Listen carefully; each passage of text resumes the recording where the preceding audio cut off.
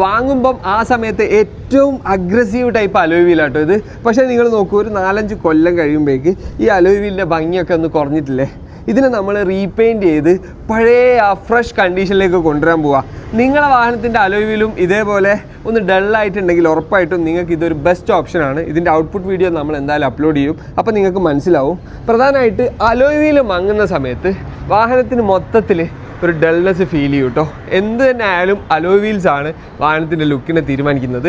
ഈ വാഹനത്തിൽ alloy wheel painting മാത്രമല്ല, നമുക്ക് ഡീപ്പ് ഡീറ്റെയിലിംഗ് ചെയ്ത് നമ്മളെ മാക്കിൻടോഷ് ഗ്രാഫിൻ കോട്ടിങ് അപ്ലൈ ചെയ്യാണ്ട് ഇൻറ്റീരിയറിൽ ഓട്ടോമാറ്റിക്കായിട്ട് ഡീപ്പ് ഡീറ്റെയിലിംഗ് വരും.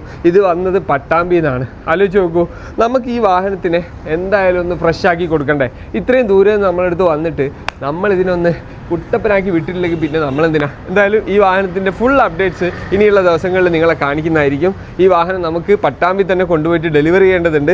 എന്തായാലും പെട്ടെന്ന് തന്നെ നമുക്ക് വർക്ക് തീർക്കാം. Okay, stay tuned.